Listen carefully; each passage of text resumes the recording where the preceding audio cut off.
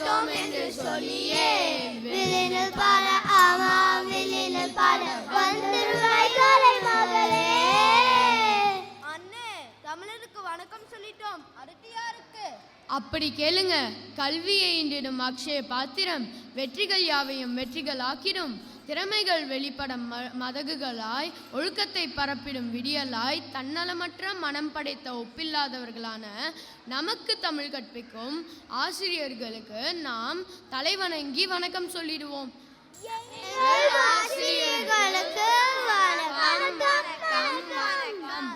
இந்த நிகழ்ச்சிக்கு வாய்ப்பளித்த எங்கள் தமிழ்ச்சசி பள்ளிக்கும் எங்கள் அனைத்து தன்னார்வ தொண்டர்களுக்கும் வணக்கம். இந்த நிகழ்வில் எங்களை கையோலி எழுப்பி உற்சாகப்படுத்த வந்திருக்கும் எங்கள் சகோதர சகோதரிகளுக்கும் பெற்றோர்களுக்கும் மற்ற அனைவருக்கும் எங்கள் வணக்கம். வணக்கம் அண்ணே, நம்ம ஆசிரியர்களுக்கும் பெற்றோர்களுக்கும் மற்ற எல்லோருக்கும் வணக்கம் சொல்லிட்டோம். அப்படியே நம்ம எதை பற்றி பேச போறோம்னு சொல்லிடலாமா? பொறு தம்பி பொறு. முக்கியமா ஒருத்தருக்கு நன்றி சொல்லியாகணும். யாருனே? யாருக்கு சொல்ல மாட்டோம், நம்ம எல்லோருக்கும் தானே சொல்லிட்டோம். உழுதுண்டு வாழ்வாரே வாழ்வர் மற்றெல்லாம் தொழுதுண்டு பின் செல்பவர் என்ற வள்ளுவர் கூற்றுக்கு இணங்க நமக்கு சோறு போடும் கடவுளுக்கு இணையான நம் உழவர்களுக்கு நாம் தாழ்மையான வணக்கத்தை சொல்லிடுவோம்.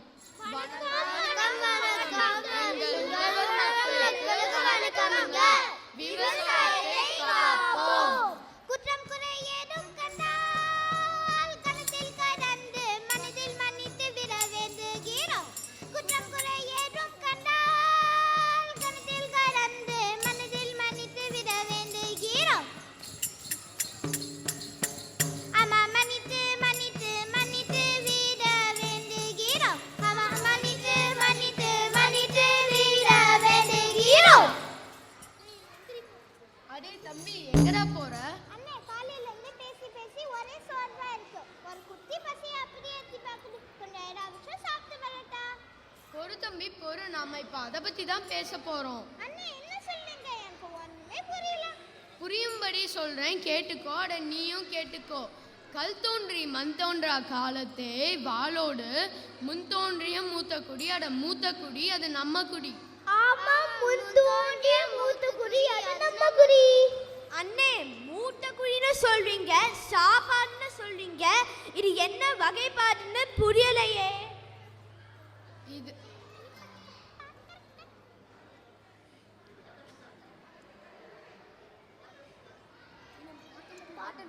இப்போ நம்ம பாட்டன் பூட்டன்லாம் எப்படி 100 வருஷம் நல்லா வாழ்ந்தாங்கன்னு தான் பார்க்க போறோம். ஓஹோ, சுவாரஸ்யமான தலைப்பாக்கும் போலவே. சொல்லுங்க அண்ணே, உங்களோட உணவு முறையை பத்தி கொஞ்சம் சொல்லுங்க. வகை வகையான சோறு, அது என்னன்னு வகுத்து சொல்ல. புதிர் போடாம சத்து புத்தன்னு சொல்லுங்க அண்ணே. அது சோறு, கஞ்சி, புலவுச்சோறு மற்றும் விதவிதமான மாமிச வகைகள். ஆமா, விதவிதமான மாமிச வகைகள். என்ன விதவிதமாவா? அப்படியா சாப்பிட்டாங்க? நல்லா சாப்பிட்டுப்பாங்க போலவே. அவங்களும் நல்லா ஃபுடி தான் போலவே. ஆமாம்மா, அது மட்டும் இல்லை, அவங்க உடம்புக்கு எடுக்கிற எந்த பொருளையும் சாப்பிட்டதே இல்லை. உணவே மருந்து. அட ஆமா, உணவே மருந்து என்று வாழ்ந்து காட்டியவர்கள் நம் முன்னோர்கள். அதே அண்ணே, உணவே மருந்தா?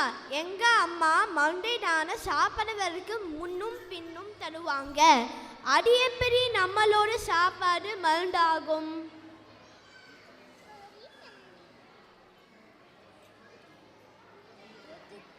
கேட்டுக்கோ தம்பி, நம்ம மூதாதையர்களின் வாழ்வியலை. நீரின்றி அமையா யாக்கைக்கு எல்லாம் முந்தி கொடுத்தோர் உயிர் கொடுத்தோரே. உண்டு முரற்றே உணவின் பிண்டம், உண்டு முரற்றே உணவின் பிண்டம். உணவெனப்படுவது நிலத்தொரு நீரே, உணவெனப்படுவது நிலத்தொரு நீரே. நீரும் நிலனும் புணரியொரீண்டு, நீரும் நிலனும் புணரியொரீண்டு. உடம்பும் உயிரும் பரட்டி செல்லோரே, உடம்பும் உயிரும் மாடற்றி சுரேரே நீரின்றி அமையா யாக்கைக்கு எல்லாம் உண்டி கொடுத்தோர் உயிர் கொடுத்தோரே. ஐயோ அண்ணனுக்கு என்னவோ ஆயிடுச்சு, என்னென்னவோ பேசுறாரு. நான் வளர்ப்ப அந்த விளையாட்டுக்கு ஒண்ணுமே புரியல. என் குழுவினரே உங்களுக்கு ஏதாவது புரியுதா? ஒண்ணுமே புரியல. என்ன மொழி இது? நீங்க சொன்னதற்கு அர்த்தம் என்ன? இதுவா, இது நம்ம சங்க இலக்கியத்தில் வர 8 தொகையில் வரும் வரிகள். அதாவது நீரின்றி நம்ம உடம்பு இயங்காது, நமக்கு உணவு கொடுத்தவரை உயிர் கொடுத்தவர், அப்புறம் உணவும் நீரும் நிலத்தோடு தொடர்புடையது. ஓஹோ ஓஹோ, அதனால்தான் நம் உடம்புலையும் நிலத்திலையும் பெரும் பகுதி நீர் இழுக்குன்னு சொல்றாங்கண்ணா அண்ணே. தம்பி கற்பூரம்டா, நீ டக்கு டக்குன்னு புரிஞ்சுக்கிட்டியே. இப்போ புரியுதண்ணே, அறிவியல்ல நம் முன்னோர்களை நினைக்க முடியும். என்னடா ரொம்ப சட்டமே இல்லாமல் பேசுகிற மாதிரி இருக்கு. பேசி பேசி ரொம்ப சோர்வா இருக்கண்ணே. சாப்பாடு ஏதாச்சும் இல்லை நொறுக்கு சாப்பிட்டுக்கிட்டே அப்படியே பேசுவோமா? சரிடா தம்பி, வா அப்படியே சாப்பிட்டுக்கிட்டே பேசுவோம். ஆமா வாங்க நம்ம சாப்பிட்டுக்கிட்டே பேசுவோம். சரி சரி, யாருக்காவது தெரியுமா நம்ம முன்னோர்கள் நம்ம உணவை எத்தனை வகையா பிரிச்சிருக்காங்கன்னு?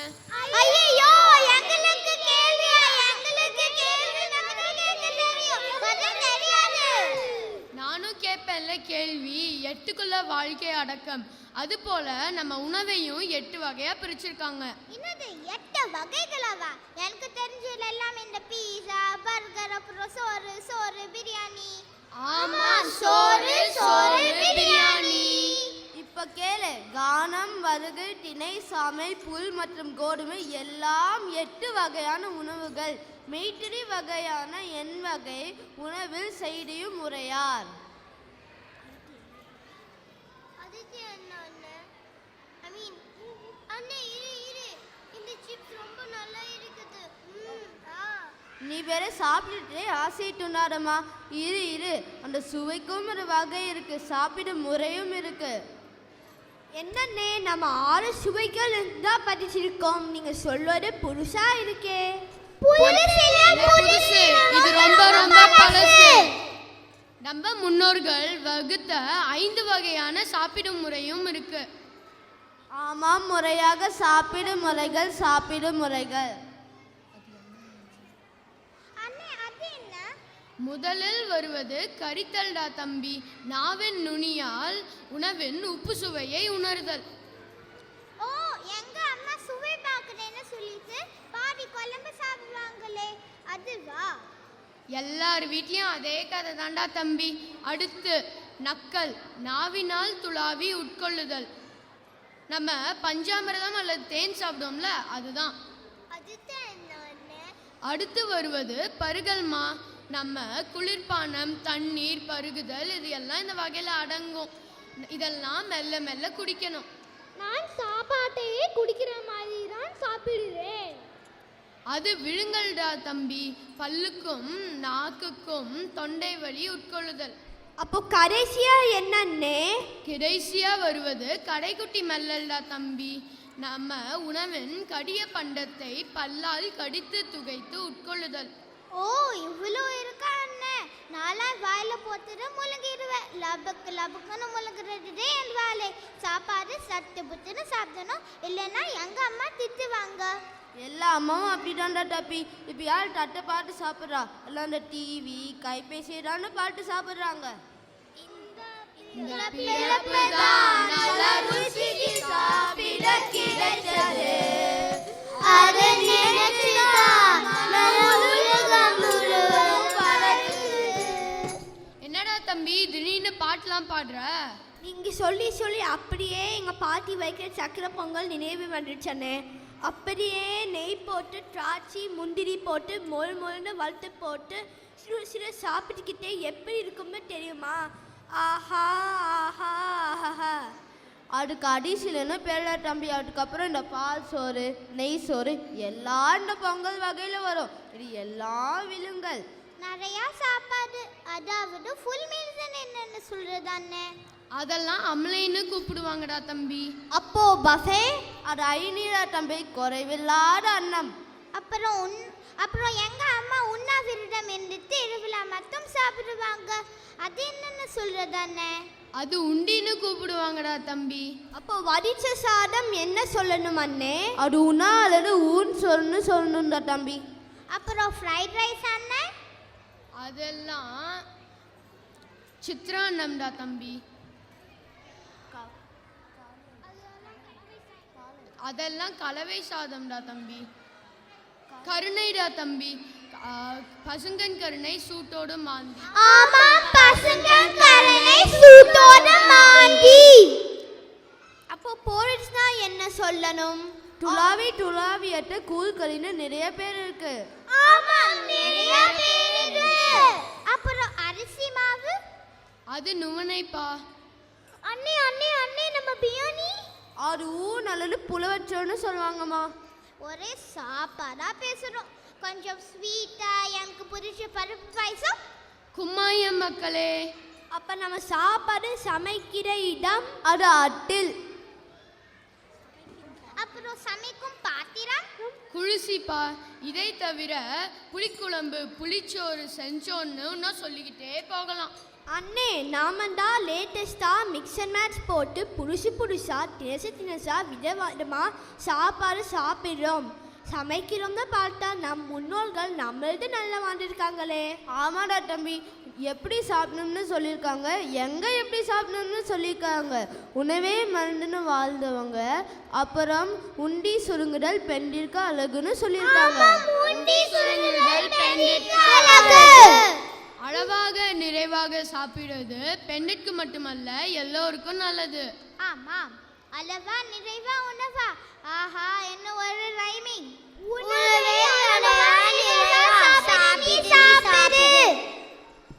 அது மட்டுமல்ல, எப்படி சாப்பிடணும்னு சொல்லியிருக்காங்க, எப்படி பரிமாறணும்னு சொல்லியிருக்காங்க.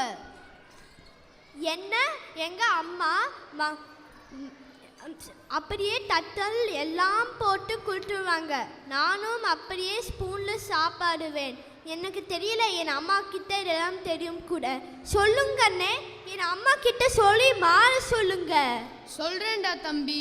முதல்ல கை கேட்டாத தூரத்தில் உப்பு, அதாவது வாழை இலையின் மேல் இடது ஓரத்தில் வைக்கணும்டா. ஏன் அதை அங்க வைக்கணும்? அப்போதாம்மா அது மற்ற சாப்பாடு கூட எளிதில கலக்காது. அப்புறம் கைக்கு மிக அருகில் இனிப்பு. என்ன அண்ணா, உனக்கு இனிப்பு ரொம்ப பிடிக்குமா? இல்லம்மா, அப்படி இல்லை. உப்பு காரம் ஏதாச்சும் உணவில் அதிகமாயிருச்சுன்னா வாயில ருசி மாறாம இருக்க டக்குன்னு எடுக்கிற மாதிரி இனிப்பை பக்கத்துல வைக்கணும். அப்புறம் சாப்பாடு பொரியலாம் எங்க வைக்கணும் அண்ணே? நடுவில் அன்னமிட்டு பச்சடி, கூட்டு, பொரியல், அவியல், வறுவல் மற்றும் ஊறுகாயை வளமிருந்து இதமாக வைக்கணும். ஆமாம், வளமிருந்து இதமாக வைக்கணும். அண்ணே, எங்க ரிலேட்டிவ் வீட்டு கல்யாணத்துள்ள பிரியாணி, ரோட்டி எல்லாங்க வச்சாங்களே, அதெல்லாம் எங்க வைக்கணும்? அதெல்லாம் சித்ரான்னம் வகையில வரும்டா தம்பி. சித்ரான்னம்னா என்ன அண்ணே? அது கலவை சாதம் மாதிரி கூட வச்சுக்கலாம், காலை உணவும் வச்சுக்கலாம். அது எப்படி அண்ணே பரிமாறும்? அதெல்லாம் வாழை இலையின் அன்னத்துக்கு அருகே வலதிலிருந்து இடதாக பரிமாறணுமா. அப்போ அந்த கிரன்ச்சி அப்புறம் நொறுக்கு சிப்ஸ் எல்லாம் எங்க வைக்கணும் அண்ணே? அதெல்லாம் கைக்கு இடது புறத்தின் கீழே வைக்கணும். அப்புறம் அதெல்லாம் கைக்கு எட்டாத கைக்கு இடது புறத்தின் கீழே வைக்கணும். ஏனே வலது புறத்துல அச்சா சுலபமா இருக்கும்ல எடுத்து சாப்பிட? அப்படி கேள்டான்னு சொல்லுக்குட்டி. அதெல்லாம் அளவாக சாப்பிட்டு நம்ம வயிற்றை பாதுகாக்கணும். அதுக்கப்புறம் அது எல்லாம் நொறுக்குட்டினே வரிகள்.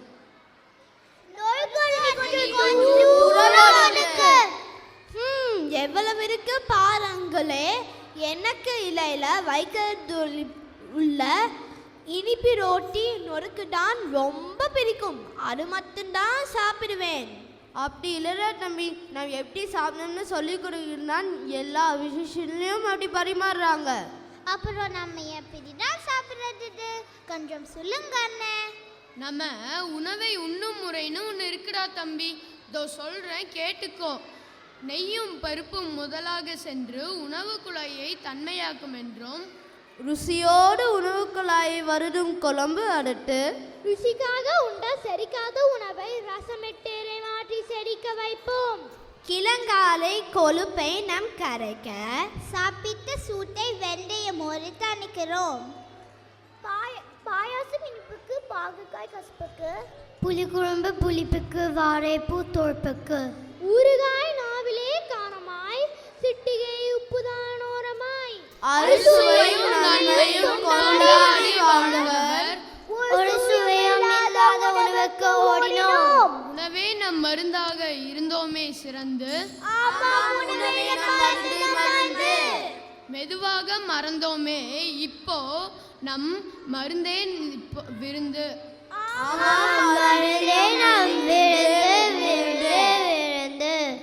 இவ்வளோ விஷயத்தை நம்ம சாப்பிடல, இனி ஃபுல்லா ஃபுல் மீல்ஸ் தான் சாப்பிடுவோம். அம்மா ரெடியா? இப்போ சொல்லுடா தம்பி, நம்ம தாத்தா பாட்டிலாம் எப்படி 100 வருஷம் ஆரோக்கியமாக வாழ்ந்தாங்கன்னு தெரியுதா? ஆமாம், நம் உணவுலேயே எவ்வளோ விஞ்ஞானம் இருக்கு. அவங்க உணவே மறந்துன வாழ்ந்தவங்க. ஆனால் நாம் வேளாவேலைக்கு மவுண்டைடான உணவாக சாப்பிடுறோம். என்ன கால கொடுமையானே, கால கொடுமை. ஆமாம் தம்பி, ஆமாம். நம்ம இப்போல இருந்தாவது மாற்றத்தை கொண்டு வருவோம். நம்ம வருங்கால சந்ததிக்கு ஒரு நல்ல வழிகாட்டியாக இருப்போம். கண்டிப்பா அண்ணே. Be the change, make the change, it starts from us. நம் உயிர், உடல் மற்றும் மனத்தை திடமாக வைக்கும் உணவை முறையாக உண்டு நிறைவாக நீண்ட காலம் மெடிக்கல் இன்சூரன்ஸை பயன்படுத்தாமல் நீ வாழிவை மனிதா, நீ வாழியவே.